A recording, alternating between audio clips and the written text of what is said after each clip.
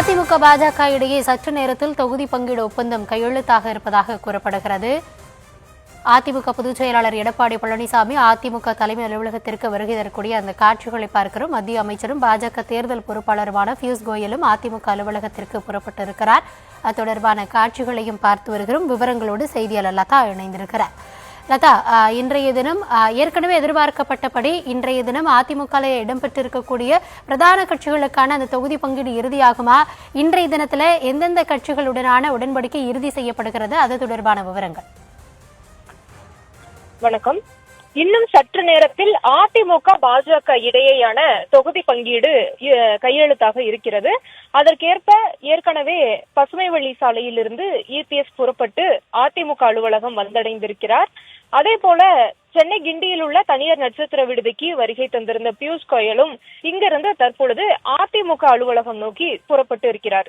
எனவே அவர்கள் அங்கு சென்றடைந்ததும் இன்னும் சற்று நேரத்தில் இந்த தொகுதி பங்கீடு கையெழுத்தாக இருக்கிறது.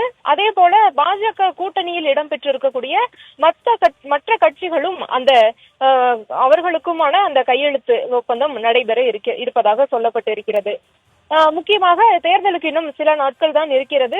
இன்னும் சரியாக ஒரு மாதத்தில் தமிழகத்தில் சட்டமன்ற தேர்தல் நடைபெற இருக்கிறது. எனவே அதற்குள்ளாக அந்த பேச்சுவார்த்தைகள் எல்லாம் இறுதி செய்யப்பட்டு விரைவில் பிரச்சாரத்தை தொடங்க வேண்டும் என்ற ஒரு முனைப்பில் அதிமுக பாஜக இருந்து வருகிறார்கள். எனவே அதற்கேற்ற வகையில தற்பொழுது இன்றைய தினம் இந்த தொகுதி பங்கீடு பேச்சுவார்த்தையானது நிறைவு செய்ய போகிறார்கள் என்ற ஒரு எதிர்பார்ப்பு இருக்கிறது. அதற்கேற்ற வகையில் இன்றைய தினம் அதிமுக பாஜக இடையே தொகுதி பங்கீடு கையெழுத்தாக இருக்கிறது. இன்னும் சற்று நேரத்தில் அது அதிமுக அலுவலகத்தில் நடைபெற இருக்கிறது. அதற்கேற்ப பியூஷ் கோயலும் தற்பொழுது சென்னை கிண்டியில் உள்ள தனியார் நட்சத்திர விடுதியிலிருந்து அதிமுக அலுவலகம் நோக்கி புறப்பட்டு சென்று கொண்டிருக்கிறார். அவரோடு பாஜக மாநில தலைவர் நயினார் நாகேந்திரன், எல் முருகன், சுதாகர் ரெட்டி உள்ளிட்ட முக்கிய நிர்வாகிகளும் உடன் சென்று கொண்டிருக்கிறார்கள். அங்கே ஏற்கனவே அதிமுக பொதுச் செயலாளர் இபிஎஸ், அதே போல முக்கிய நிர்வாகிகள் எஸ்பி வேலுமணி உள்ளிட்ட முக்கிய நிர்வாகிகள் எல்லாம் அங்கே காத்து கொண்டிருக்கிறார்கள். இவர்கள் அங்கே சென்றவுடன் எத்தனை தொகுதிகள் என்பது ஏற்கனவே இறுதி செய்யப்பட்டு விட்டிருக்கிறது. எனவே அதற்கான அந்த ஒப்பந்தம் அது தயாராக இருக்கும். எனவே அதில் இரண்டு தரப்பினரும், நயினார் நாகேந்திரன் தரப்பும் அதே போல இபிஎஸ் தரப்பு இருவரும் அதில் அந்த ஒப்பந்தத்தில் கையெழுத்திட்டு அதற்கு பிறகு ஒப்பந்தம் கையெழுத்தானதை செய்தியாளர்கள் முன்பு தெரிவித்து எத்தனை தொகுதிகளில் போட்டி என்ற விவரத்தை அறிவிக்க இருக்கிறார்கள். அதே போல பாஜகவில் உதாரணத்திற்கு ஜி.கே. வாசன், ஏ.சி. சண்முகம், ஜான் பாண்டியன் உள்ளிட்டோர் எல்லாம் இடம்பெற்று இருக்கிறார்கள். எனவே அவர்களுக்கும் எத்தனை தொகுதிகள் என்ற விவரம் இன்றைக்குள் தெரிந்துவிடும் என்பதே ஒரு எதிர்பார்ப்பாக இருக்கிறது. கடந்த தேர்தலை பொறுத்த வரைக்கும் பாஜக 20 தொகுதிகளில் போட்டியிட்டிருந்தார்கள். இதே மாதிரியான அந்த கூட்டணியில் அதிமுகவுடனான அந்த தேசிய ஜனநாயக கூட்டணியில் 20 தொகுதிகளை பெற்று அதில் 4 தொகுதிகளில் வெற்றி பெற்று இருக்கிறார்கள். ஆனால் இந்த முறை எப்படியாவது 20 தொகுதிகளில் வெற்றி பெற்று சட்டப்பேரவைக்குள் சென்றுவிட வேண்டும் என்ற முனைப்பில் இருப்பதால் அவர்கள் ஏறத்தாழ 28 31 தொகுதிக்குள் அவர்கள் அந்த எதிர்பார்ப்பானது இருக்கிறது பாஜக இடையே. எனவே எத்தனை தொகுதிகள் இவர்கள் கொடுக்க போகிறார்கள், கூட்டணி கட்சிக்கு எத்தனை தொகுதிகள், அவர்கள் அதாவது கூட்டணியில் இடம்பெற்றிருக்கக்கூடிய சிறிய சிறிய கட்சியை சார்ந்தவர்கள் எந்த சின்னத்தில் போட்டியிட போகிறார்கள் என்ற விவரங்கள் எல்லாம் இன்றைய தினம் அறிவிக்கப்பட்டுவிடும். எனவே அந்த வகையில தான் இன்னும் சற்று நேரத்தில் அதிமுக பாஜக இடையேயான ஒப்பந்தம், தொகுதி பங்கீடு ஒப்பந்தம் கையெழுத்தாக இருக்கிறது.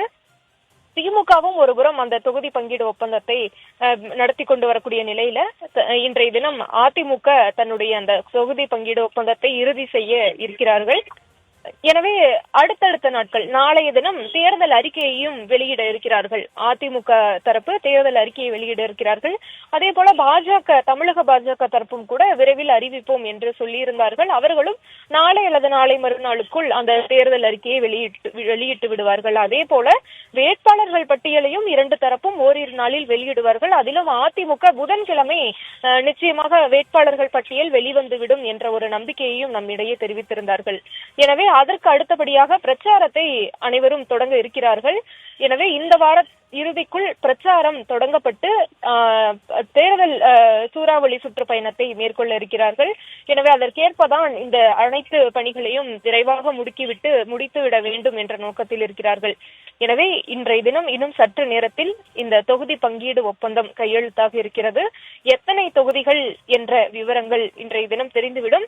அதில் எந்தெந்த தொகுதிகள் என்பது இன்றைய தினம் அல்லது நாளை மறுநாள் 2 நாட்களுக்குள் தெரிந்துவிடும். எனவே இன்றைய தினம் பாஜக கூட்டணியில் இடம்பெற்றிருக்கக்கூடிய கட்சிகள், அதே போல பாமகவும் ஒருபுறம் வருகை தந்து கொண்டிருக்கிறார். அன்புமணி அவர்கள் சற்று நேரத்திற்கு முன்பே ஈசிஆரில் உள்ள இல்லத்தில் இருந்து புறப்பட்டு இன்னும் சிறிது நேரத்தில் அவரும் அதிமுக தலைமை அலுவலகம் வந்து விடுவார். எனவே அனைவருக்குமான அந்த தொகுதி பங்கீடு என்பது ஒரு சேர அவர்கள் கையெழுத்து ஆக இருப்பதாக தெரிய வருகிறது. எனவே ஒப்பந்தம் கையெழுத்தான பிறகு யார் யாருக்கு எத்தனை தொகுதிகள் என்ற ஒப்பந்தம் கையெழுத்தான பிறகு அவர்கள் செய்தியாளர்களை சந்தித்து மக்களிடையே, தொண்டர்களிடையே அனைவரிடமும் அவர்கள் அதிகாரப்பூர்வமாக எத்தனை தொகுதிகள் என்பதை அறிவிக்க இருக்கிறார்கள். தற்போதைய விவரங்களுக்கு நன்றி லதா.